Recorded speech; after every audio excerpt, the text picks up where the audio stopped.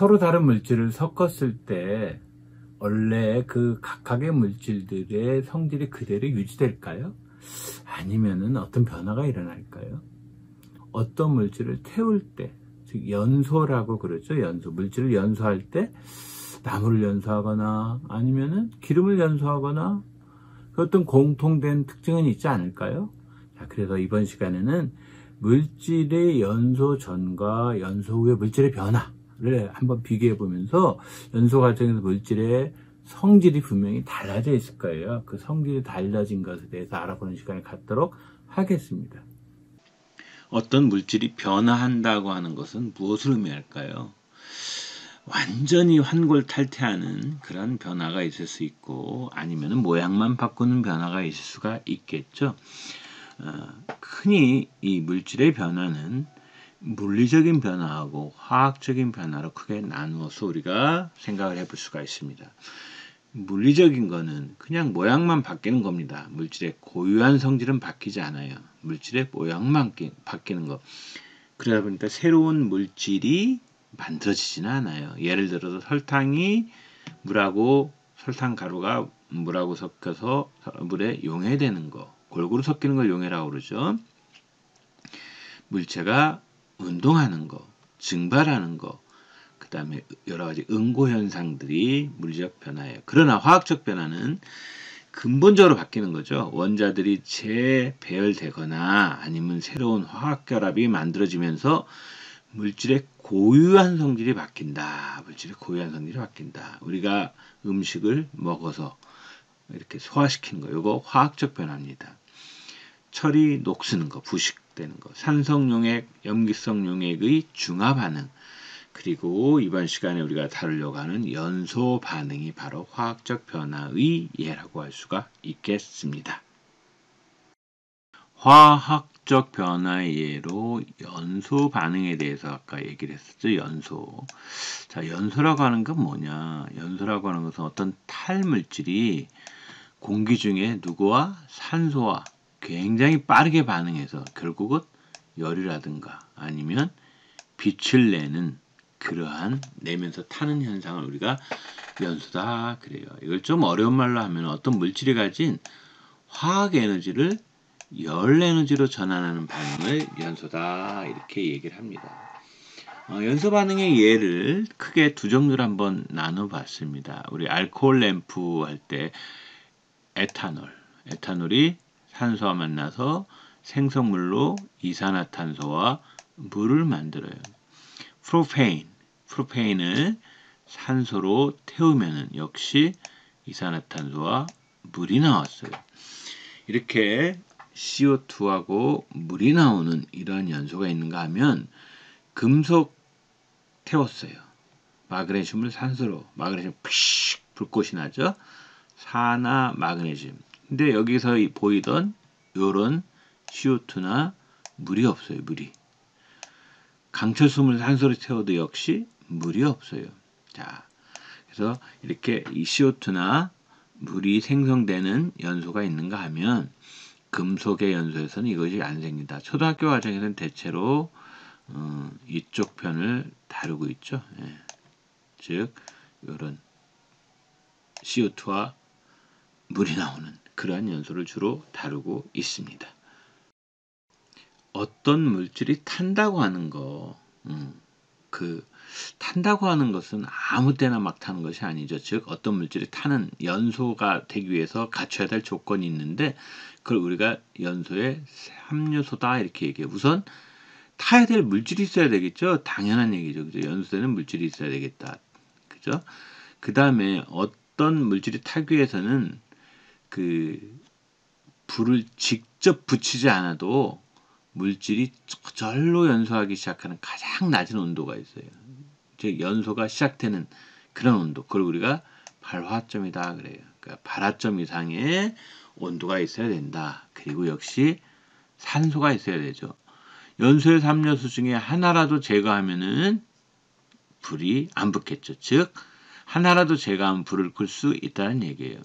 연소는 산소와 결합하는 산화 반응이에요. 즉 산화라고 하는 것은 물질이 산소와 결합하여 새로운 물질을 만드는 과정이다. 이렇게 얘기할 수가 있어요.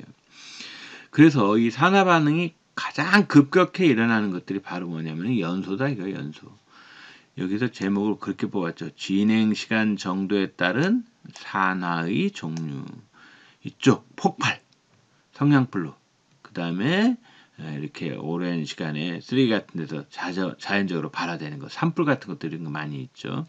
이거는 열과 빛을 내지 않지만 녹이 슬죠. 이것도 산화거든요. 그래서 가장 짧은 시간에, 가장 긴 시간에서, 그러니까 시간이 짧게 걸리는 산화와 시간이 길게 걸리는 산화가 있다라는 걸 여러분들이 머릿속에 함께 생각하시기 바랍니다. 연소는 무슨 반응이다? 산화 반응이다. 산화 반응은 뭐다? 산소와 결합하는 반응이다. 연소가 일어나는 걸 보면은 일반적으로 우리가 그 물질이 탈 때는 기본적으로 기체가 연소해서 불꽃이 생기는데요. 자, 숯불을 한번 보면은 공기가 공급되는 액체 또는 고체의 표면에서만 연소가 일어나요. 즉 그런 걸 우리가 표면 연소라고 그래요. 그러니까 공기가 공급되는 액체 또는 고체 표면에서만. 예를 들면 숯 같은 게 대표적인 것인데요. 고체인 나무가 연소할 때 불꽃이 생기잖아요. 이것은 원래 나무의 성분이 열 분해돼 가지고 생긴 가연성 기체가 연소하기 때문에 그렇다. 그런데 표면에서만 일어난다. 이렇게 생각하시면 되겠습니다. 그러니까 기본적으로는 이제 기체 상태가 타는 거죠. 그 다음에 이제 증발연소 이렇게 얘기하는데 석유라든가 우리 양초 있죠. 그런 것은 연소할 때 보면은 액체나 어떤 고체가 가열에 의해서 일단 그 기체가 증발이 돼요. 그래서 기체가 증발이 된 것이 타는 거예요. 이걸 우리가 증발연소다 그래요. 그러니까 표면연소는 표면에 있는 것들이 열분해 되면서 생긴 가스 기체가 연소하는 거고, 그 다음에 아까 앞에서 발화점 이야기를 했는데요. 발화점도 물질의 종류마다 다 다르거든요. 우리가 주로 떼는 프로페인 가스라든가, 이건 525도, 그 다음에 석탄 같은 경우 330도에서 450도, 나무도 그렇죠. 근데 우리가 보통 성냥불에 불 켜는 거 있죠. 이런 인 같은 경우에들은 상당히 발화점이 낮습니다. 그죠? 그래서 실질적으로 이제 우리가 우리 붉은색 인이 보통 성냥골이라고 하죠. 거기에 있는데 거긴 대부분의 염소산 칼륨이라든가 이산화, 망가니즈, 황, 규사 등이 혼합되어 있어서, 그래서 그 다음에 이제 성냥을 긁어주는 판이 있죠. 그죠? 그 붉은 종이는 붉은색 인하고 그 다음에 황화 안티모니가 칠해져 있어요. 그래서 두 부분을 마찰시켜서 이렇게 불이 나도록 되어 있죠. 그래서 이것들을 보면은 이제 발화점이 상당히 낮은 것을 알 수가 있습니다. 우리가 연소 같은 걸 보면은 완전히 제대로 안 탔어 해가지고 막 끄름 같은 것들이 생기는 경우가 있을 수가 있거든요. 그런 게 끄름이 또 안 생기는 연소가 있어요. 일반적으로 우리가 연소가 된다라고 하는 걸 화학 반응식으로 쓰면 이거 이제 프로페인 같은 게 우리 집에서 가정에서 많이 쓰는 흔히 프로판 하는 프로페인 같은 경우는 탄소가 3개짜리거든요. 여기에 이제 산소가 결합해가지고 기본적으로 이산화탄소와 물을 만들죠. 그러니까 연소 반응물은 탈물질인 프로페인과 그 다음에 산소, 그 다음에 생성물은 이산화탄소하고 물이 생성이 되고 있습니다. 그래서 여러분들이 실험할 때 이 물이 나왔다라는 걸 확인하기 위해서 염화 코발트 용지를, 붉은색의 염화 코발트 용지를 하고 그 다음에 푸른색의 염화 코발트 용지 그 색깔을 가지고 물이 있느냐 없느냐를 구별을 했었죠. 이런 연소 반응 중에서 이게 산소랑 결합하여 완전히 이렇게 분해되는 걸 우리가 완전 연소다 그래. 이때는 사실 끄름 같은 것들이 잘 안 생기겠죠. 그러니까 여기 보면 화석연료, 석유나 이런 걸 얘기하겠죠. 충분하게 산소가 공급이 됐다면은 물과 이산화탄소를 생성하는데, 여기서 보는 것처럼 이제 불완전 연소가 일어날 경우에는 이때는 산소가 불충분하게 공급이 돼서 결과적으로 어떤 일이 벌어지냐면은, 원래는 충분하게 공급이 되면은 뭐만 형성이 됐어야 돼요? 여기서 보는 것처럼 이산화탄소하고 물만 형성이 되는데, 충분하게 공급이 안 되니까 어떤 것들이 일산화탄소 같은 거, 끄름 같은 거, 탄소로 이루어진 끄름 같은 것들이 생기는 것을 볼 수가 있는데, 이런 걸 우리가 불완전 연소다 이렇게 이야기를 해요. 그러면 자, 우리가 지금까지 연소에 대해서 알아봤잖아요. 연소에는 3가지가 필요하다고 그랬죠. 탈물질, 그 다음에 발화점 이상의 온도, 그 다음에 공기, 산소. 그럼 결국 불을 끈다라고 하는 건 뭐예요? 이 세 가지 중에 하나를 제거해주면 불을 끄는 거죠. 그래서 냉각소화법 해가지고 발화점 이하로 온도를 낮춰주는 거예요. 예를 들어서 물 같은 거를 막 뿌려주면은, 물을 뿌려주면 어때요? 막 냉각이 돼가지고 되겠죠. 발화점 이하로 되겠죠. 그 다음 제거소화법은 당연히 탈물질을 없애면 되겠죠. 탈물질을 제거해버리면 탈 게 없으니까, 그죠? 그 다음에 산소를 막는 거, 공기를 막는 질식소화법, 뭐 담요로 덮는다거나 이런 것들 산소 공급을 차단하는, 뭐 소화는, 그러니까 발화가 일어나게 되는 것을, 연소가 일어나게 되는 것을 막는 게 소화니까 연소의 3요소 중에 하나를 제거하면 되겠다. 우리 초를 연소시켜서 이렇게 관찰하거나 이런 얘기가 나오는데, 초를 관찰해 보면은 크게 불꽃심과, 그죠? 예, 그 다음에 가장 어두워요. 그래도 온도는 약 400에서 900도시래요. 소불꽃이 가장 밝고 표면 온도가 가장 높은 거는 겉불꽃이다. 자, 앞에도 되겠지만 초는 일종의 증발연소다. 그러니까 어떻게 되는 거예요? 고체 상태의 초가 이제 불을 붙이면, 심지어 불을 붙이면 이 열 때문에 녹겠죠. 녹으면서 액체가 되겠죠. 액체가 심지를 타고 올라와서 여기서 그 열에 의해서 기화가 되고 이것이 붙는 거예요. 그래서 증발연소라고 하는 겁니다. 어, 이거 뭐 초는 막 이 파라핀이 직접 타는 게 아니에요. 고체 파라핀이 직접 타는 것이 아니라 기체로 돼야 된다라고 하는 걸 생각합시다. 질문이 있는데요. 직접 불을 붙이지 않고 물질을 태우는 방법이 있을까요? 있죠. 다 아시죠? 볼록 렌즈로 햇빛을 모아가지고 불을 붙일 수가 있겠죠. 그리고 우리 영화에서도 많이 보지만 부싯돌과 쇠조각을 마찰해 가지고 불을 붙일 수도 있습니다. 직접 불을 붙이지 않아도 이렇게 타죠, 물질이. 그죠? 예. 그것은 물질이 뜨거워졌어. 즉 물질의 온도가 높아졌기 때문이에요. 이렇게 물질이 불에 직접 닿지 않아도 타기 시작하는 온도를 뭐라고 한다? 그렇죠. 발화점이다. 이렇게 이야기를 합니다. 발화점 바로 그러한 의미인 것입니다.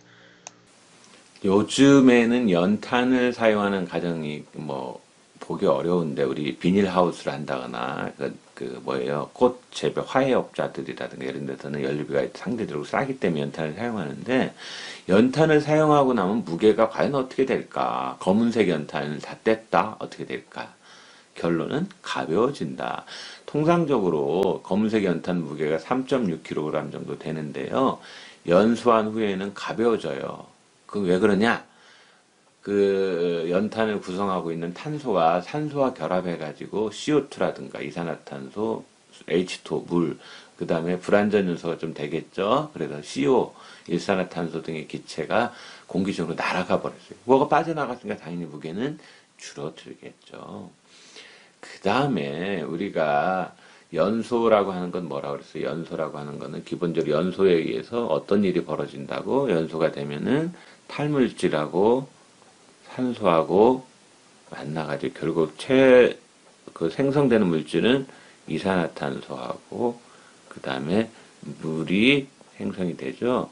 이산화탄소가 있는지를 확인하는 방법으로는 이제 뭐 석회수 같은 걸 이용하죠.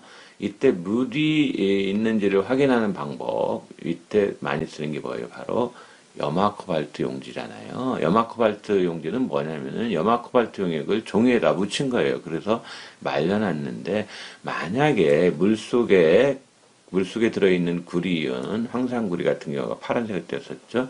코발트 이온, 이런 것들은 물 분자와 결합한 상태로 존재하는데 이때 붉은색을 띠는데, 그러니까 코발트나 구리 이온이.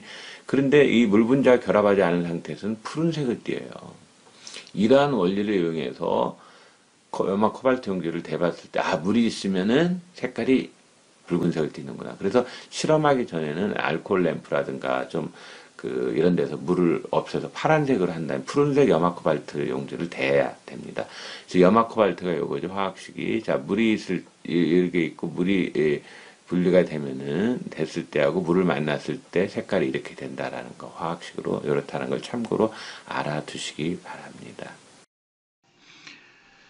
이산화탄소, 연소산물로서 물은 이제 염화코발트 종이로 우리가 검출해보고, 이산화탄소는 석회수하고 반응시키잖아요.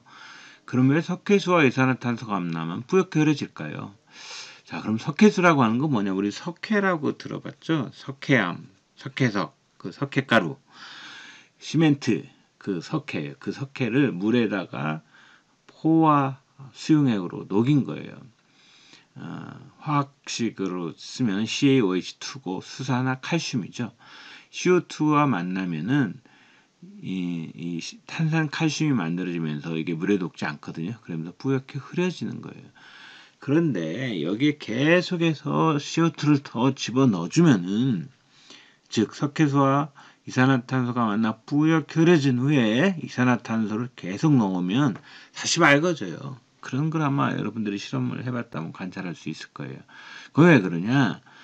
탄산칼슘이 만들어졌잖아요. 여기에 물하고 있으면 CO2를 계속 넣어주면은 다시 반응을 해서 수산화칼슘, 물에 녹는 수산화칼슘, 물에 녹으니까 녹는다는 게 뭐예요? 골고루 섞인다는 거죠.